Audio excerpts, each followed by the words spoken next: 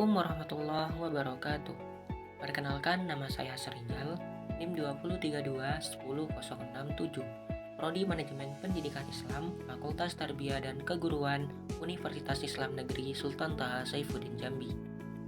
Pada kesempatan kali ini, saya akan mereview buku Etika Pendidikan yang membahas tentang pengertian etika, istilah-istilah dalam etika, dan perbedaan etiket dan etika. Adapun nama-nama penulis dari buku Etika Pendidikan ini, yang pertama ada Dr. Rukyati, kemudian ada Dr. L. Adriani Purwastuti, dan yang terakhir ada Dr. Harriat Moko. Adapun video ini saya buat untuk memenuhi tugas mata kuliah Etika Manajemen yang diampu oleh Miss Yuliana Afifa MPD. Baiklah, selanjutnya kita masuk pada pembahasan yang pertama, yang mengenai tentang pengertian etika. Sepanjang hidup manusia, pasti ia akan berhadapan dengan masalah etika dan moralitas. Bahkan, mungkin sebagian besar kehidupan kita dapat dinilai secara etik. Etika dan aspek yang terkait di dalamnya seolah menjadi pembicaraan, mulai dari lingkup kecil seperti di dalam keluarga, sampai pada lingkup negara dan antar bangsa.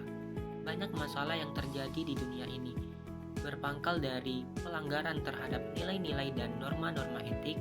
Demikian pula banyak contoh perbuatan mulia yang sesungguhnya yang merupakan perbuatan etik, di mana seharusnya dilakukan oleh manusia.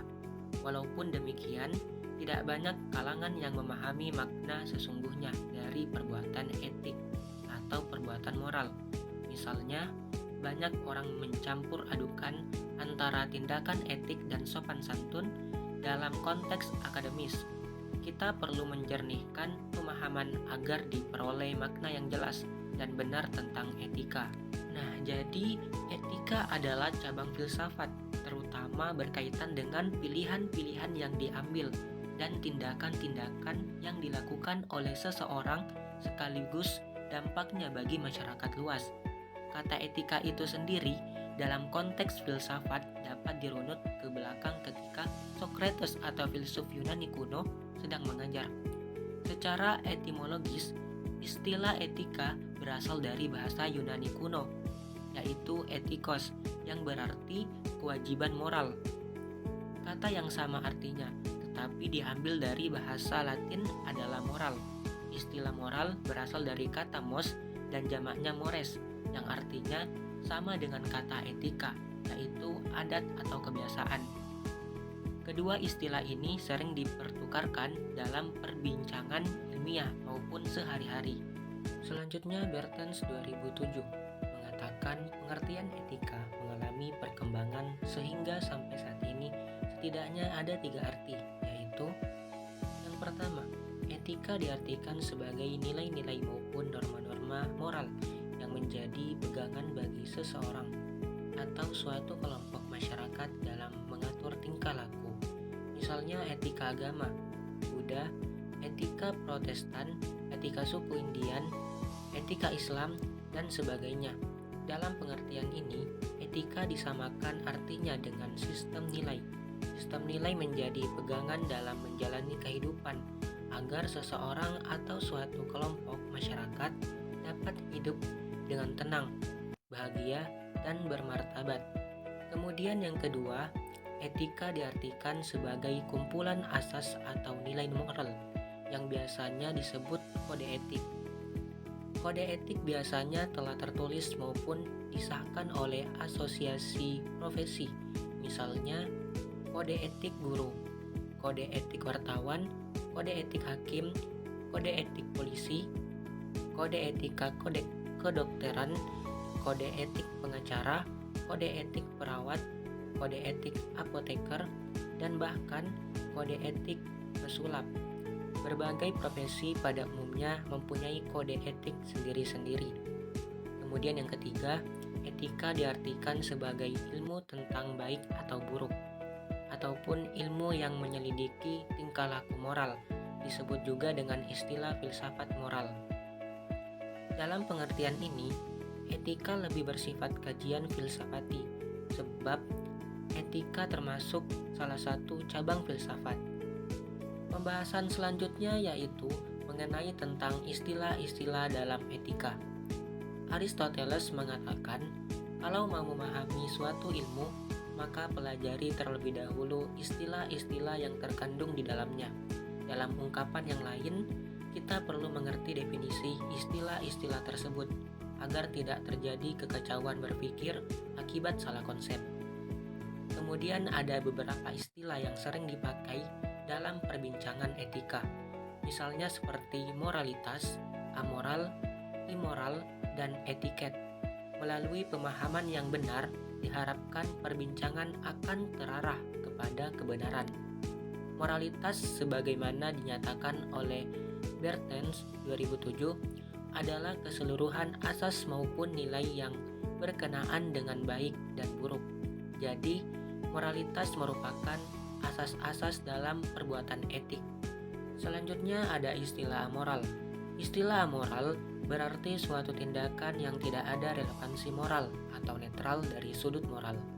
Walaupun sangat banyak tindakan bermoral, tetapi tidak semua tindakan manusia dapat dinilai secara moral. Ada tindakan yang sifatnya netral moral atau amoral, misalnya apakah seorang mahasiswa ketika kuliah mengenakan kerudung berwarna merah, putih, hitam, hijau, kuning, atau warna lainnya tidak ada kaitannya dengan penilaian moral. Artinya, mahasiswa yang berkerudung merah tidak dapat dinilai lebih beretika dibanding mahasiswa yang berkerudung hitam. Demikian pula seseorang yang memilih makan dengan lauk tahu atau lauk ikan, tidak ada penilaian moralnya. Tindakan orang tersebut adalah amoral atau netral moral.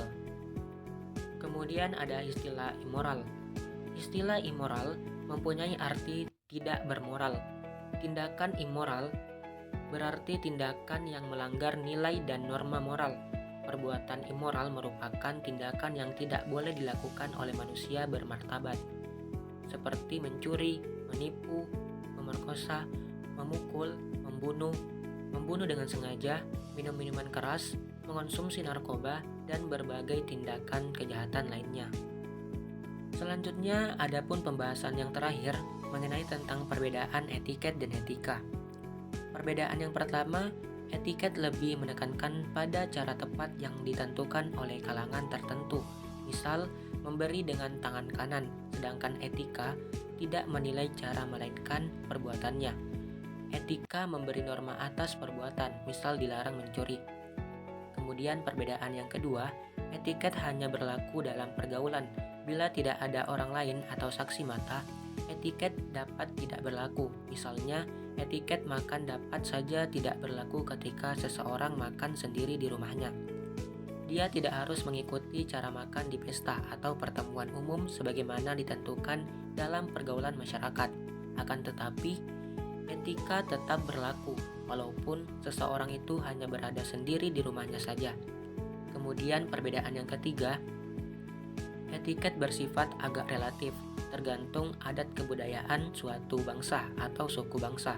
Sementara itu, etika bersifat lebih absolut, berlaku universal di mana saja, sekaligus kapan saja, seperti dilarang mencuri, dilarang berbohong, dilarang membunuh sesama manusia, harus saling menghormati maupun tolong-menolong, dan menjunjung tinggi kejujuran ataupun kebenaran. Semua itu adalah norma-norma dalam etika yang tidak dapat ditawar-tawar atau mudah diberi dispensasi. Kemudian perbedaan yang terakhir, etiket hanya memandang manusia dari sisi lahiriah, sedangkan etika memandang manusia dari sisi dalam, yang artinya sampai ke dalam batin atau hati nurani pribadi, walaupun orang lain mungkin saja tidak mengetahui secara pasti.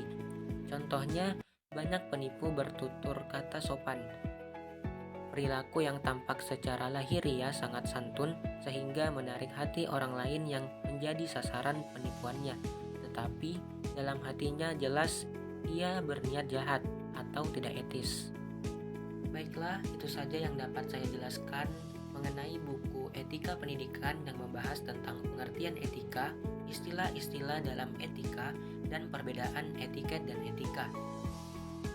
Saya akhiri. Wassalamualaikum warahmatullahi wabarakatuh.